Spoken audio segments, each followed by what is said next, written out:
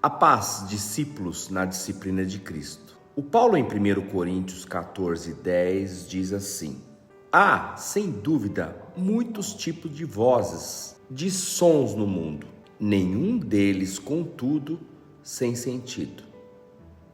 Olha, queridos, em valor particular, tem dois sons que me intrigam profundamente nas Escrituras. O primeiro é o som dos anjos que louvaram quando Jesus nasceram. Está lá em Lucas 2, 13 e 14. Manos, como eu gostaria de ouvir aquele coro de anjos. Talvez o cântico mais espetacular e sublime jamais entoado por qualquer criatura nessa vida. Qual foi a música, meu Deus? O que dizia a poesia daquele canto tão sublime? Qual o tamanho daquele coral? Quantos anjos eram? O segundo som, do silêncio ensurdecedor, absoluto silêncio, no dia da morte de Jesus, quando o universo todo escureceu e nenhum som poderia ser ouvido, porque a voz do Verbo se calara. Só havia o caos como resposta. Só existia ainda o sepulcro, então, como destino do Senhor. E nesse texto de Mateus, Jesus pede um silêncio momentâneo dos seus discípulos. No versículo 9: a ninguém conteis a visão, até que o Filho do Homem seja ressuscitado dentre os mortos. Eles ouvem o som da voz de Jesus, mas eles entendem esse até que o Filho do Homem seja ressuscitado dentre os mortos? Claro que não. A cabeça deles foi para o ensino da religião dos escribas e dos fariseus. E é curioso que eles não interrogam Jesus sobre a ressurreição e o depois dela. Olha o bloqueio, olha que blindagem que acontece na cabeça desse pessoal. A deles. Por que dizem então os escribas que é mistério que Elias venha primeiro? E Jesus deve ter feito uma cara de 12:15. Ei, o que é que tem a ver a tomada com o focinho do porco? Eles ficam apenas com o espanto visual. Viram e ouviram Jesus conversando com Elias e com Moisés. Ouviram a voz do Senhor dizendo: este é o meu filho amado em quem eu tenho todo prazer. A ele ouvi. Mas não, eles esquecem dos dois áudios que são reveladores daquela cena. E eles querem saber do Elias. Mas Jesus responde, não é? De fato, Elias virá. Mas na verdade, ele já veio, ele já passou. Ele já veio e não o reconheceram. E ele acabou decapitado por Herodes, a serviço da sua mulher perversa que negociava a sua própria filha para a cama do Herodes. E Jesus faz um paralelo de sua própria vida com a vida de João Batista. Vão fazer a mesma coisa com o Filho do Homem. Então parem de pensar em mim longe da cruz. A ressurreição só pode acontecer depois da cruz e depois da morte.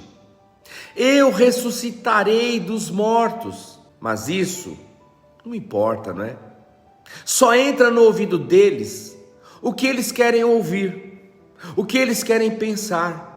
Eles não querem cogitar sobre ressurreição. Por quê?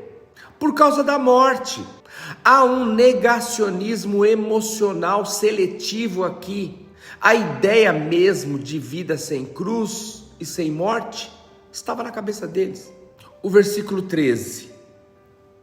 Então entenderam os seus discípulos que lhe falara de João Batista. Eles entenderam uma parte, mas compreenderam sobre a morte e o martírio de Jesus?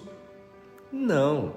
Olha, queridos, a mente humana deseja conceber uma religião de costumes, de rituais e de ordenações comuns e cotidianas, mas não um som, uma voz extraordinária que exija entrega, compromisso visceral ou um sacrifício, ao menos da consciência. Religião fácil e cheia de benesses é o que todo mundo quer ouvir. O que os discípulos pensam é em reencarnação ou algo parecido com João Batista. É certo que Jesus não estava falando disso. Ele estava falando do tipo, do espírito de Elias que veio. A maior dificuldade do ministério de João Batista, que carregava o espírito de Elias, foi a consciência de arrependimento. Nesse sentido, manos, o ladrão ao lado direito da cruz compreendeu tudo. No meio da dor de ser crucificado também, esse homem tem a maior revelação que alguém pode receber em vida. Ele olha para o malfeitor do lado esquerdo da cruz e repreende aquele cara que contra Jesus blasfemava. E ele diz: tu nem ao menos temes a Deus estando sob igual sentença? O cara da direita, manos, reconheceu que estava morrendo ao lado de Deus. E ele diz: nós, na verdade, com justiça, porque pagamos o que os nossos atos merecem. Ninguém tem que nos tirar daqui, não. A gente fez por merecer. Manos, isso é consciência de arrependimento e de nenhuma, de zero autopiedade.